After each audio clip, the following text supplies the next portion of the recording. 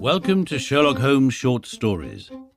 I'm Hugh Bonneville, and from the Noiser podcast network, this is The Adventure of the Creeping Man, Part 2. Last time, Holmes received an urgent visit from Trevor Bennett, the assistant and future son-in-law of the renowned Professor Presbury of Camford University. Bennett described how the professor, a dignified academic in his 60s, had recently pursued a much younger woman. Shortly after being rejected due to his age, Presbury made a secretive journey to Prague, returning with a mysterious wooden box that no one was permitted to touch. Since then, the professor had undergone alarming changes in behavior. He received strange letters marked with a cross, kept secrets from his once trusted assistant, and exhibited sudden bursts of anger. Most disturbing of all, the professor's loyal wolfhound, Roy, had twice attacked him, despite having been a devoted companion for years. As Bennett finished his account, he was joined by Edith Presbury, the professor's daughter, who reported an even more terrifying incident. The previous night, she had been awakened by the dog's frenzied barking to find her father's face pressed against her second-floor window, a seemingly impossible feat with no ladder in the garden.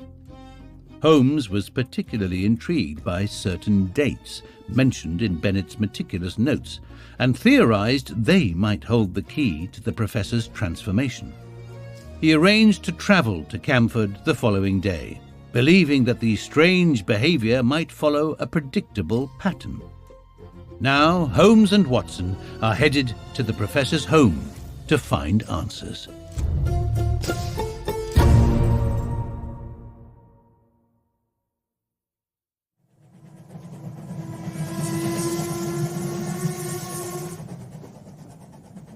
Monday morning found us on our way to the famous university town, an easy effort on the part of Holmes, who had no routes to pull up, but one which involved frantic planning and hurrying on my part, as my practice was by this time not inconsiderable. Holmes made no allusion to the case until after we had deposited our suitcases at the ancient hostel of which he had spoken. "I think, Watson, that we can catch the professor just before lunch. He lectures at 11 and should have an interval at home." "What possible excuse have we for calling?" Holmes glanced at his notebook. "There was a period of excitement upon August the 26th. We will assume that he is a little hazy as to what he does at such times. If we insist that we are there by appointment, I think he will hardly venture to contradict us. Have you the effrontery necessary to put it through?" "We can but try." "Excellent, Watson. Compound of the busy bee and Excelsior. We can but try, the motto of the firm. A friendly native will surely guide us." Such a one, on the back of a smart hansom, swept us past a row of ancient colleges and, finally turning into a tree-lined drive, pulled up at the door of a charming house, girt round with lawns and covered with purple wisteria. Professor Presbury was certainly surrounded with every sign not only of comfort, but of luxury. Even as we pulled up, a grizzled head appeared at the front window, and we were aware of a pair of keen eyes from under shaggy brows, which surveyed us through large horn glasses. A moment later, we were actually in his sanctum, and the mysterious scientist, whose vagaries had brought us from London, was standing before us. There was certainly no sign of eccentricity either in his manner or appearance, for he was a portly, large-featured man, grave, tall, and frock-coated, with the dignity of bearing which a lecturer needs. His eyes were his most remarkable feature, keen, observant, and clever to the verge of cunning. He looked at our cards. "Pray sit down, gentlemen. What can I do for you?" Mr. Holmes smiled amiably. "It was the question which I was about to put to you, Professor." "To me, sir?"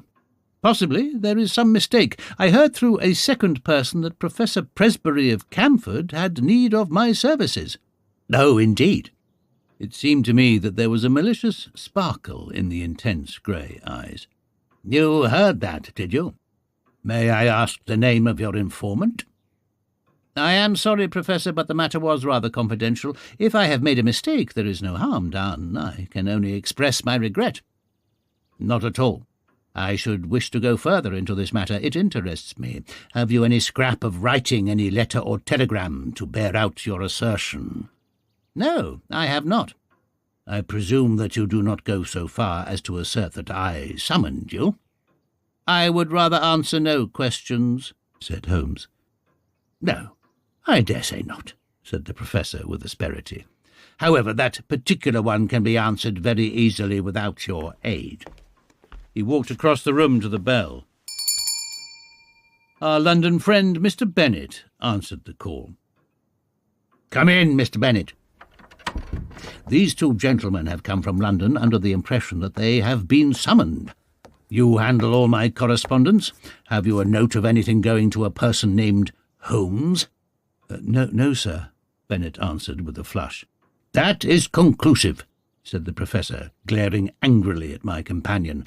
Now, sir, he leaned forward with his two hands upon the table. It seems to me that your position is a very questionable one. Holmes shrugged his shoulders. I can only repeat that I am sorry that we have made a needless intrusion. Hardly enough, Mr. Holmes, the old man cried in a high, screaming voice, with extraordinary malignancy upon his face. He got between us and the door as he spoke, and he shook his two hands at us with furious passion. You can hardly get out of it so easily as that. His face was convulsed, and he grinned and gibbered at us in his senseless rage. I am convinced that we should have had to fight our way out of the room if Mr. Bennet had not intervened. My dear Professor, Bennet cried, consider your position, consider the scandal at the university. Mr. Holmes is a well-known man. You cannot possibly treat him with such discourtesy. Sulkily, our host, if I may call him so, cleared the path to the door. We were glad to find ourselves outside the house and in the quiet of the tree-lined drive. Holmes seemed greatly amused by the episode. Our learned friend's nerves are somewhat out of order, said he. Perhaps our intrusion was a little crude, and yet we have gained that personal contact which I desired. But, dear me, Watson, he is surely at our heels. The villain still pursues us. There were the sounds of running feet behind, but it was, to my relief, not the formidable Professor, but his assistant, who appeared round the curve of the drive. He came panting up to us. I'm so sorry, Mr. Holmes. I wished to apologise. My dear sir, there is no need. It is all in the way of professional experience. I have never seen him in a more dangerous mood, but he grows more sinister. You can understand now why his daughter and I are alarmed. And yet his mind is perfectly clear. Too clear, said Holmes. That was my miscalculation. It is evident that his memory is much more reliable than I had thought. By the way, can we, before we go, see the window of Miss Presbury's room? Mr. Bennet pushed his way through some shrubs, and we had a view of the side of the house. It is there, the second on the left. Dear me, it seems hardly accessible, and yet you will observe that there is a creeper below and a water pipe above, which give some foothold. I could not climb it myself, said Mr. Bennet. Very likely. It would certainly be a dangerous exploit for any normal man. There was one other thing I wished to tell you, Mr. Holmes. I have the address of the man in London to whom the Professor writes. He seems to have written this morning, and I got it from his blotting paper. It is an ignoble position for a trusted secretary, but what else can I do? Holmes glanced at the paper and put it into his pocket. Dorak. A curious name. Slavonic, I imagine. Well, it is an important link in the chain. We return to London this afternoon, Mr. Bennet. I see no good purpose to be served by our remaining. We cannot arrest the Professor because he has done no crime, nor can we place him under constraint, for he cannot be proved to be mad. No action is as yet possible. Then what on earth are we to do? A little patience, Mr. Bennet. Things will soon develop. Unless I am mistaken, next Tuesday may mark a crisis. Certainly we shall be in Camford on that day. Meanwhile, the general position is undeniably unpleasant. And if Miss Presbury can prolong her visit—" "Oh, that is easy." "Then let her stay till we can assure her that all danger is past. Meanwhile, let him have his way and do not cross him. So long as he is in a good humour, all is well." "There he is," said Bennet in a startled whisper. Looking between the branches, we saw the tall, erect figure emerge from the hall door and look around him. He stood leaning forward, his hands swinging straight before him, his head turning from side to side. The secretary, with a last wave, slipped off among the trees, and we saw him presently rejoin his employer, the two entering the house together in what seemed to be animated and even excited conversation.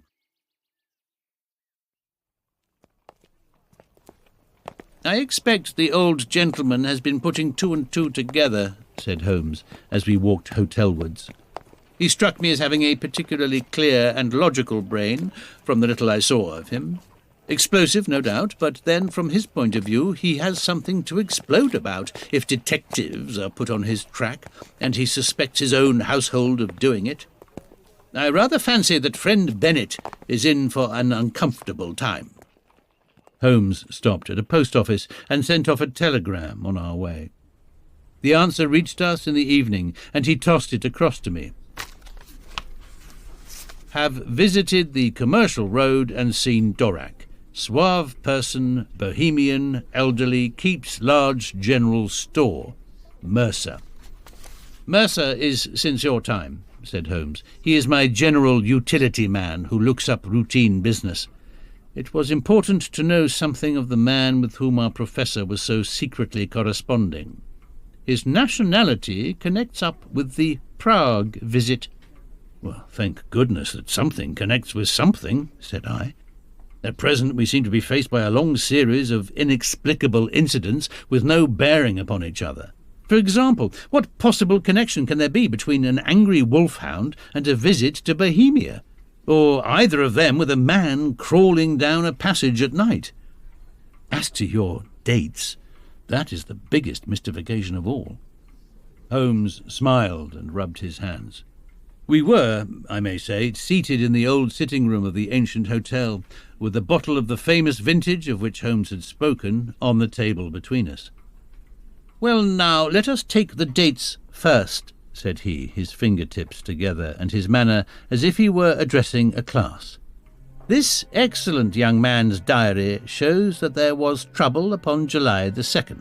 And from then onwards it seems to have been at 9-day intervals, with, so far as I remember, only one exception.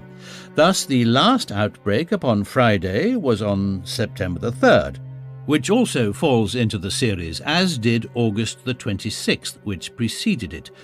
The thing is beyond coincidence." I was forced to agree. "Let us then form the provisional theory that every 9 days the professor takes some strong drug which has a passing but highly poisonous effect. His naturally violent nature is intensified by it. He learned to take this drug while he was in Prague, and is now supplied with it by a Bohemian intermediary in London. This all hangs together, Watson." "But the dog, the face at the window, the creeping man in the passage—" Well, we have made a beginning. I should not expect any fresh developments until next Tuesday. In the meantime, we can only keep in touch with friend Bennet and enjoy the amenities of this charming town."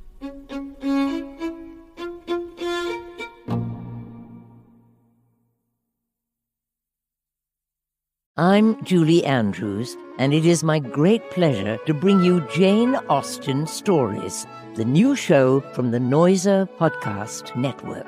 I'll be reading Pride and Prejudice. We'll walk grand estates and take tea with well-dressed gentlewomen. But in this tranquil corner of England, not everything is quite as it appears. Listen to Jane Austen Stories wherever you get your podcasts. In the morning, Mr. Bennet slipped round to bring us the latest report. As Holmes had imagined, times had not been easy with him. Without exactly accusing him of being responsible for our presence, the Professor had been very rough and rude in his speech, and evidently felt some strong grievance.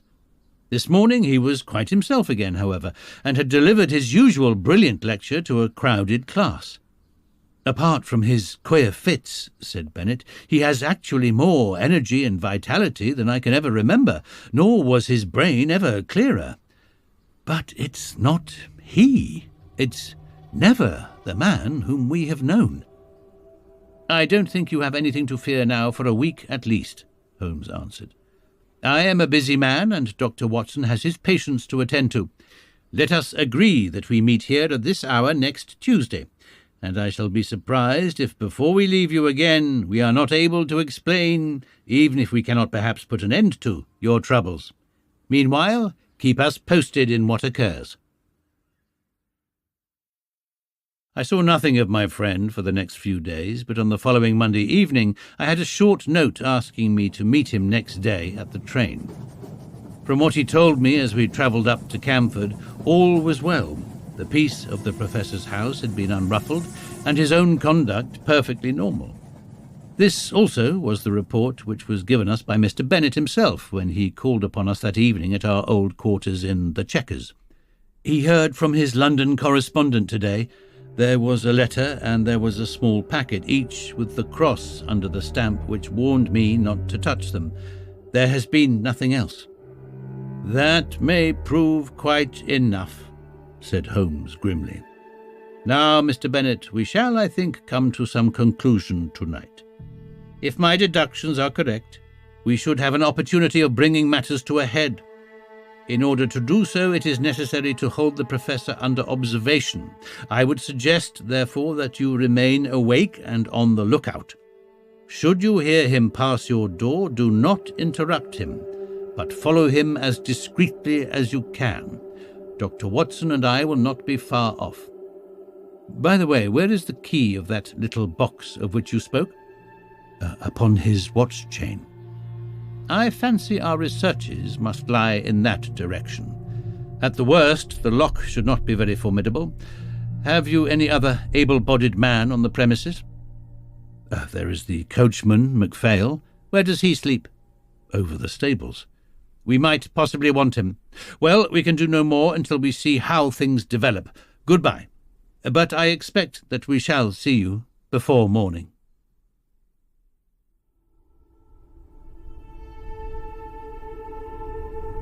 It was nearly midnight before we took our station among some bushes immediately opposite the hall door of the Professor.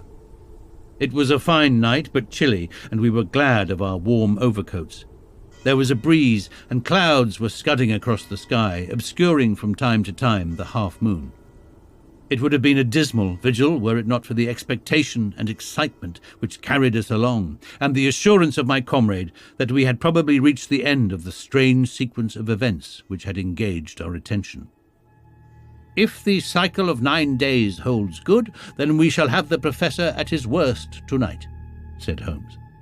"The fact that these strange symptoms began after his visit to Prague, that he is in secret correspondence with a Bohemian dealer in London, who presumably represents someone in Prague, and that he received a packet from him this very day, all point in one direction.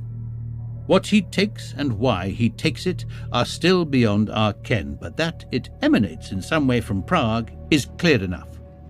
He takes it under definite directions which regulate this 9th day system, which was the first point which attracted my attention. But his symptoms are most remarkable. Did you observe his knuckles?" I had to confess that I did not. "Thick and horny in a way which is quite new in my experience. Always look at the hands first, Watson. Then cuffs, trouser knees, and boots.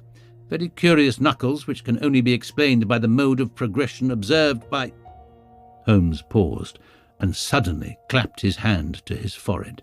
"Oh, Watson! Watson, what a fool I have been! It seems incredible, and yet it must be true. All points in one direction. How could I miss seeing the connection of ideas? Those knuckles! How could I have passed those knuckles? And the dog! And the ivy!" It's surely time that I disappeared into that little farm of my dreams. Look out, Watson. Here he is. We shall have the chance of seeing for ourselves.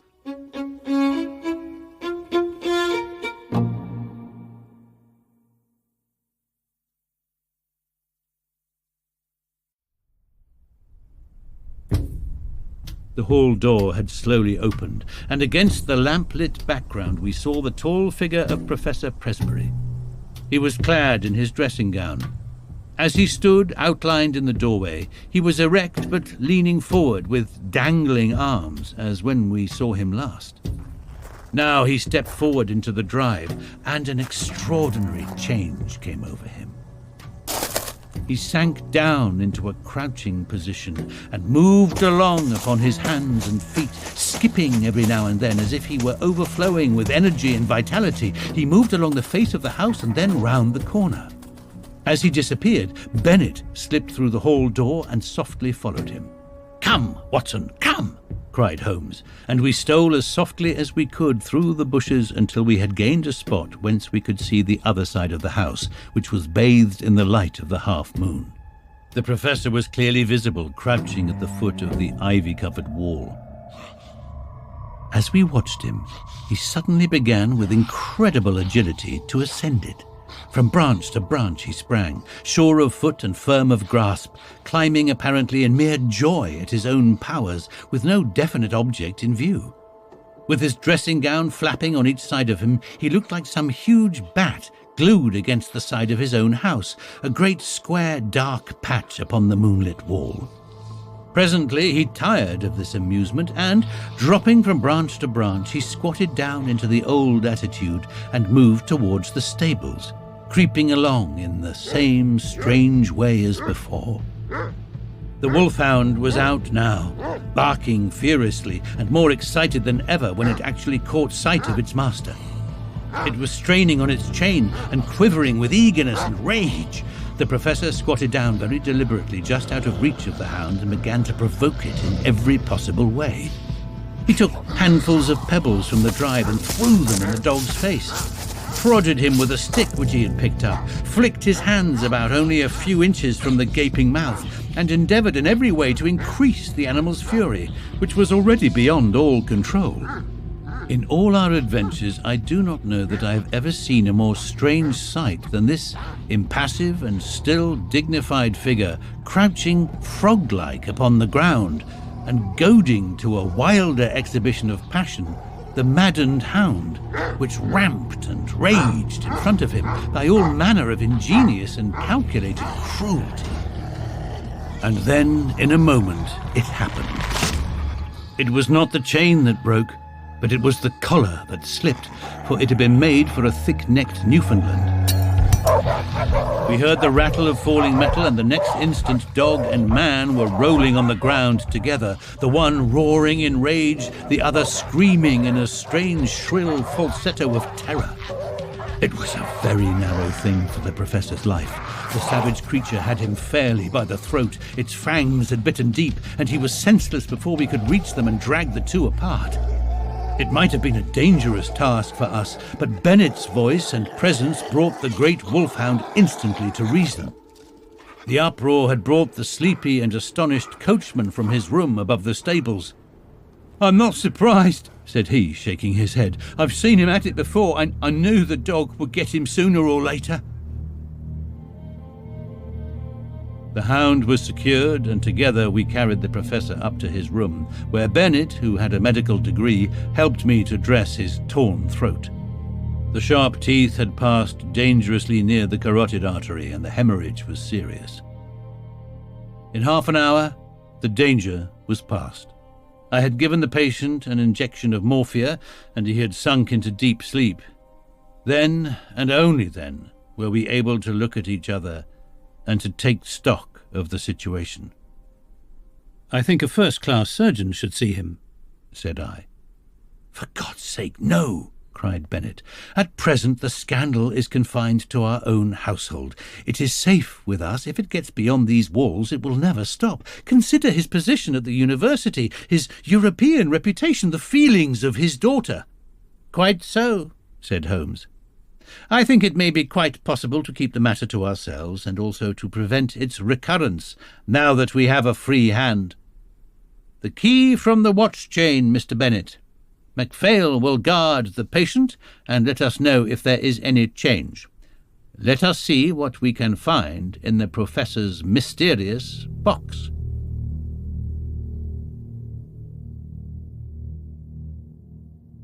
There was not much, but there was enough. An empty phial, another nearly full, a hypodermic syringe, several letters in a crabbed foreign hand. The marks on the envelopes showed that they were those which had disturbed the routine of the secretary, and each was dated from the Commercial Road and signed A. Dorak. They were mere invoices to say that a fresh bottle was being sent to Professor Presbury, or receipts to acknowledge money. There was one other envelope, however, in a more educated hand and bearing the Austrian stamp with the postmark of Prague. "Here we have our material," cried Holmes as he tore out the enclosure. "Honoured colleague," it ran, "since your esteemed visit I have thought much of your case, and though in your circumstances there are some special reasons for the treatment, I would none the less enjoin caution, as my results have shown that it is not without danger of a kind. It is possible that the serum of anthropoid would have been better. I have, as I explained to you, used black-faced langur, because a specimen was accessible. Langur is, of course, a crawler and climber, while anthropoid walks erect and is in all ways nearer. I beg you to take every possible precaution that there be no premature revelation of the process. I have one other client in England, and Dorak is my agent for both. Weekly reports will oblige. Yours with high esteem, H. Lowenstein." Lowenstein? The name brought back to me the memory of some snippet from a newspaper which spoke of an obscure scientist who was striving in some unknown way for the secret of rejuvenescence and the elixir of life. Lowenstein of Prague. Lowenstein, with the wondrous strength-giving serum, tabooed by the profession because he refused to reveal its source. In a few words I said what I remembered. Bennet had taken a manual of zoology from the shelves. "Langur," he read, "the great black-faced monkey of the Himalayan slopes, biggest and most human of climbing monkeys." Many details are added. Well, thanks to you, Mr. Holmes, it is very clear that we have traced the evil to its source. "The real source," said Holmes, "lies, of course, in that untimely love affair which gave our impetuous professor the idea that he could only gain his wish by turning himself into a younger man. When one tries to rise above nature, one is liable to fall below it. The highest type of man may revert to the animal if he leaves the straight road of destiny." He sat musing for a little with the phial in his hand, looking at the clear liquid within. "When I have written to this man and told him that I hold him criminally responsible for the poisons which he circulates, we will have no more trouble. But it may recur. Others may find a better way. There is danger there, a very real danger to humanity. Consider, Watson, that the material, the sensual, the worldly would all prolong their worthless lives. The spiritual would not avoid the call to something higher. It would be the survival of the least fit. What sort of cesspool may not our poor world become?" Suddenly the dreamer disappeared, and Holmes, the man of action, sprang from his chair. "I think there is nothing more to be said, Mr. Bennet. The various incidents will now fit themselves easily into the general scheme. The dog, of course, was aware of the change far more quickly than you. His smell would ensure that. It was the monkey, not the professor, whom Roy attacked, just as it was the monkey who teased Roy. Climbing was a joy to the creature, and it was a mere chance, I take it, that the pastime brought him to the young lady's window. There is an early train to town, Watson. But I think we shall just have time for a cup of tea at the Chequers before we catch it.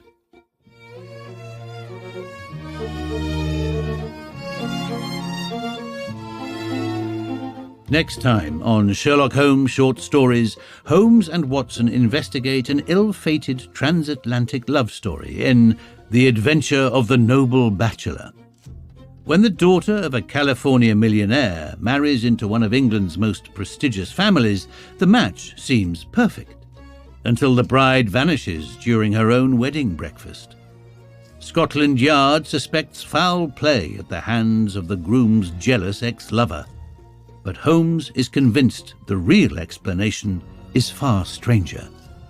A secret message hidden in a bouquet, a mysterious ghost from the past, and a sodden wedding dress floating in the Serpentine, all pieces of a mystery that only Sherlock can solve.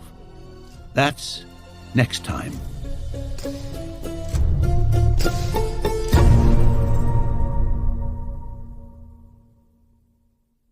Can't wait a week until the next episode? Well, listen to it right away by subscribing to Noiser Plus. Head to www.noiser.com/subscriptions for more information, or click the link in the episode description.